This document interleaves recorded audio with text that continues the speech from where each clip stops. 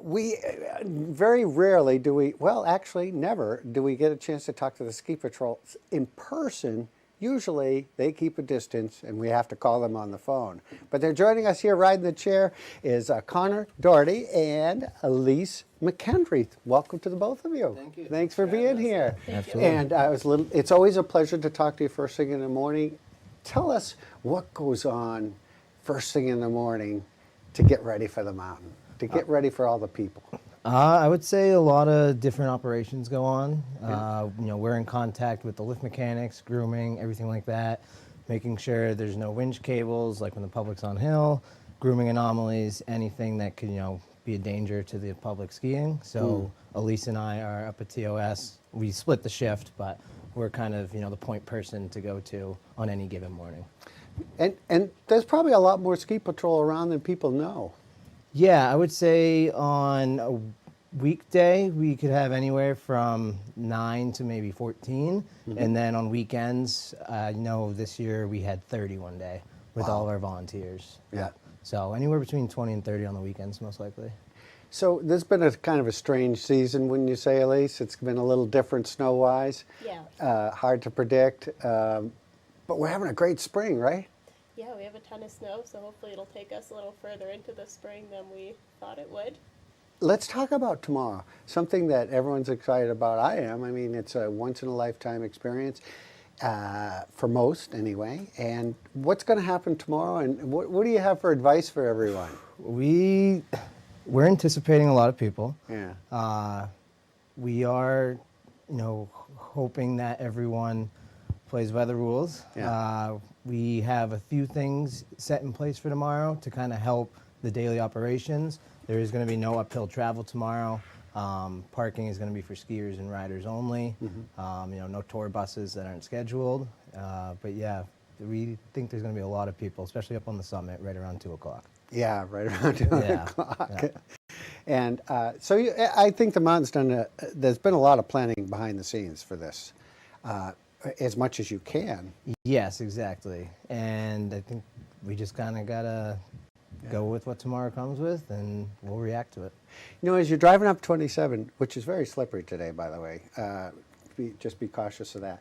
And I keep mentioning this, 27 is not a good place to park. I know there'll be some people parked there, but really you should be careful about that. Yeah, with the December flood that we had, a lot of the shoulders are still washed Yeah. out, so 27 is definitely not a good place to park, especially with all the logging activity going on. And there's the other rub. There's a lot of logging trucks. Yes, yeah. They're still working tomorrow. Exactly. Yeah, so we got to keep them, and of course for safety to keep it clear, right? Yep. Yeah.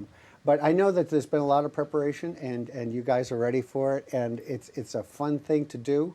I want to talk a little bit about what brought you guys to Sugarloaf. What motivated you to come here? I'd like to ask the both of you that. Yeah. Sugarloaf was one of the first places I ever skied when I was like 2.5, 3 years old. And then I came back when I was in high school, and I checked out UMF for college. Yeah. And I decided to go to UMF for an outdoor business major. And I started working up here when I was 18 in ski school. And once I graduated, I knew I wanted to kind of stay in the area and in the industry. And patrol seemed like a good way that I could stay on skis most of the day. And so I started patrolling. And now I'm 11 years into working at Sugarloaf and 7 years patrolling. That's great. Yep. 11 years. What do you do in the summer? I guide over in the Forks for Northern Outdoors. Oh, great. Yep. Great. So people can check you out guiding. Yep. And you do some reports and stuff too, right? Yes. Yeah, because I mean, like when I call you on the phone, it's like you have media experience. Yeah. Thank you. Elise, you said you don't have a plan for the summer yet. I don't. This is your, how many years have you been here, Elise? This is my 8th year patrolling. You love it? I do. Yeah. Now, you come from a hardcore skiing family, don't you? Yeah, my dad patrolled, and my uncle and cousin and brother as well. So. Wow, a whole family of patrollers, huh? And so I guess I don't have to ask you what brought you to Sugarloaf, huh?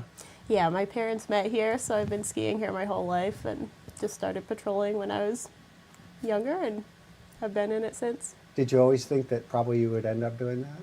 No, I just kind of came into it one year and never left. And that was it? Yeah. Yeah. And you like it? I do like it. Yeah. And it can be a challenging job. I mean, people say Kip gets up there first tracks all the time, and wow, what a great time. And it's not always nice first thing in the morning, is it? No, it can be pretty sketchy in the morning sometimes, so we try to keep everyone Yeah. safe and keep eyes on them. Yeah. And how long do you think we're going to end up skiing? You think we'll get some more 2-foot storms? What do you think? That I don't know. I mean, tomorrow's supposed to be 55, and then some rain towards the end of the week. Well, that but- might slow things down. Yeah, these last two storms definitely set us up for a good April. I know the mountain's trying to push for that first weekend in May, like we always do. Yeah. So hopefully we can stay true to that. Like bragging rights. We always like to stay open, right? Exactly. And we hate to see it go. Yeah. Yeah. So next week's reggae. Are you ready for reggae? Are we ready for reggae? I don't think we ever are ready, right? No, No, no. because it's one of those things you don't know how big it's going to be, just like the eclipse tomorrow, right? Exactly. It's yeah. a fantastic festival. Yeah. Yep. Well, lots of people up here. Hopefully people will be safe and don't be in a hurry, because it's not only getting here, it's after the eclipse. There'll be a lot of people want to leave. I think that's Yes. going to be a major issue, don't you? Yes, I think the parking lots and the access road is going to be Yeah. jam-packed tomorrow. So take time and go and enjoy some of the great shopping and beverages throughout the mountain, and plenty of hospitality, right? Absolutely. Thanks, guys. Thanks for being here. Thanks Yeah. for what you do, you and the team, all of you. We I brought really you something, appreciate Greg. it. I brought you something. You got to try one. What is it? It's a Needham's chocolate. Oh. Yeah, come on. I love Needham's. These are the ones made with potato in them, Exactly, right? It's yeah. not. You're not tricking me, are you? Yeah, no. Pretty good, right? They're great. Yeah. Now, what do you know about Needham's? What's your tie with them? I don't know much. I just know that they're some of my favorite chocolates. But they're a main thing. The whole And they're made with potato, the right? potato and the coconut and the dark chocolate. Ha ha, Andy, I gotta need them. Maybe Andy can get one too. Thanks, guys. We Yeah, appreciate it. Thanks for absolutely. coming. We appreciate it. Thank you. Thank you, guys. And that's.